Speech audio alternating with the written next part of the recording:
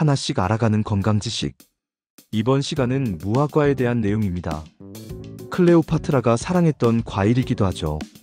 매년 8월부터 11월까지가 제철인 과일인데 이 시기가 되면 시장이나 마트에서 무화과를 쉽게 찾아볼 수 있습니다.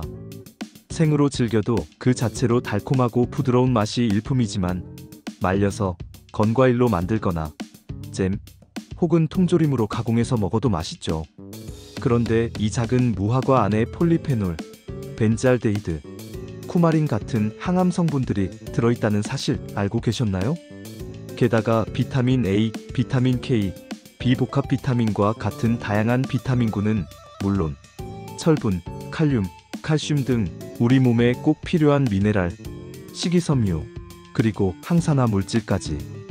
이쯤 되면 왜 고대 이집트의 여왕 클레오파트라가 무화과를 즐겨 먹었는지 충분히 짐작이 가실 거라 생각합니다. 무화과의 효능에 대해 자세히 알아보죠. 첫째, 변비 예방과 장 건강 개선입니다. 무화과에는 펙틴이라는 수용성 식이섬유와 일반 식이섬유가 풍부하게 들어있어 장 속에서 수분을 흡수하여 변의 부피를 늘리고 부드럽게 만들어주죠. 뿐만 아니라 장의 연동운동을 활발하게 촉진하여 배변 활동을 원활하게 돕고 장내 유익균의 성장을 도와 전반적인 장 환경을 건강하게 개선하는 역할을 합니다. 둘째, 소화불량으로 속이 더부룩할 때 천연 소화제 역할을 해주죠.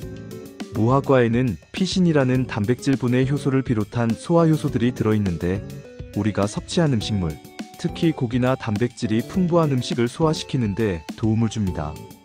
육류 섭취 후 속이 불편하거나 평소 소화가 잘 되지 않아 더부룩함을 자주 느끼신다면 식후에 무화과 한두 개를 드셔보시는 것도 좋죠.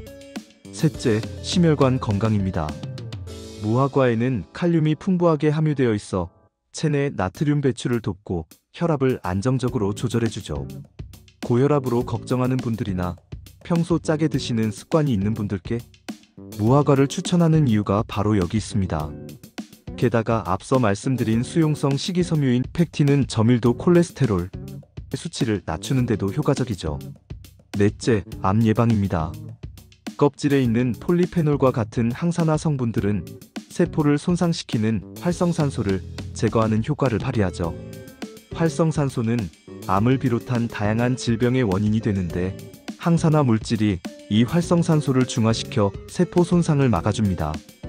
특히 대장암 예방에 좋다고 하니 평소 식단에 무화과를 꾸준히 추가하는 것만으로도 건강을 지키는데 한 발 더 다가갈 수 있겠죠? 다섯째, 뼈 건강과 빈혈 예방입니다.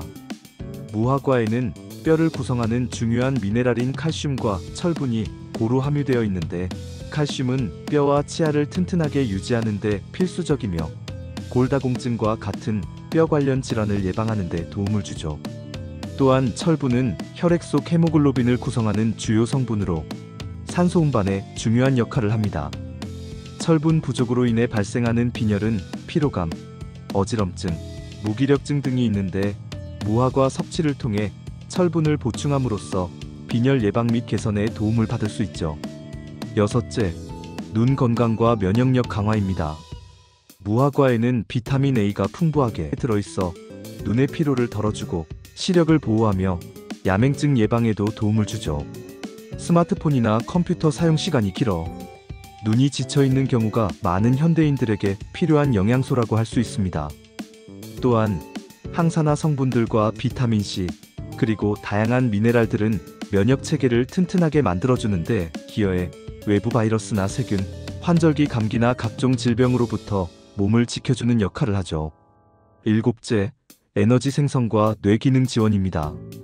무화과에 함유된 비복합 비타민들은 섭취한 탄수화물, 단백질, 지방을 에너지로 효율적으로 전환하는 데 필수적인 역할을 하여 피로 회복 및 컨디션을 유지하는 데 도움을 받을 수 있죠. 뿐만 아니라 뇌 신경 기능을 조절하고 인지 능력을 향상시키는 데도 도움을 주어 집중력을 높이고 기억력 감퇴를 예방하는 데도 긍정적인 영향을 미칠 수 있습니다. 하지만 아무리 몸에 좋은 무화과라도 과하게 섭취하면 예상치 못한 부작용이 있을 수 있으니 주의해야 하죠. 무화과는 특별히 심각하거나 치명적인 부작용을 유발하는 과일은 아니지만 한꺼번에 너무 많은 양을 섭취하면 복부 팽만감, 가스, 설사 혹은 가벼운 복통을 유발할 수 있습니다. 이는 무화과의 풍부한 식이섬유 때문인데요.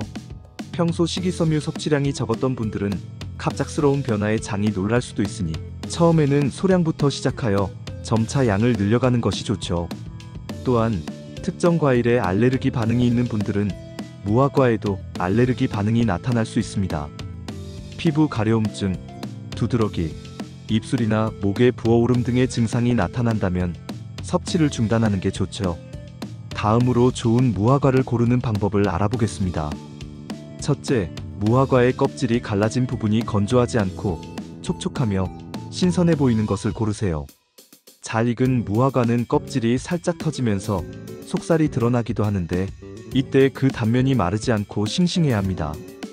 둘째, 열매의 젓갈색이 전체적으로 균일하게 퍼져 있고 특정 부분만 너무 푸르거나 노랗지 않은 것을 선택하는 게 좋죠. 색깔이 진하고 고를수록 잘 익은 무화과일 가능성이 높습니다. 셋째, 코를 가까이 대어 보았을 때 달콤하고 향긋한 무화과 특유의 진한 향기가 느껴지는 것을 선택하세요. 향기가 진할수록 신선하고 맛있는 무화과입니다. 마지막으로 모양이 물방울처럼 예쁘게 잘 부풀어 오르고 만졌을 때 너무 딱딱하지도 너무 물컹하지도 않은 적당한 탄력이 느껴지는 것이 좋죠. 손질은 간단해서 누구나 쉽게 할 수 있습니다.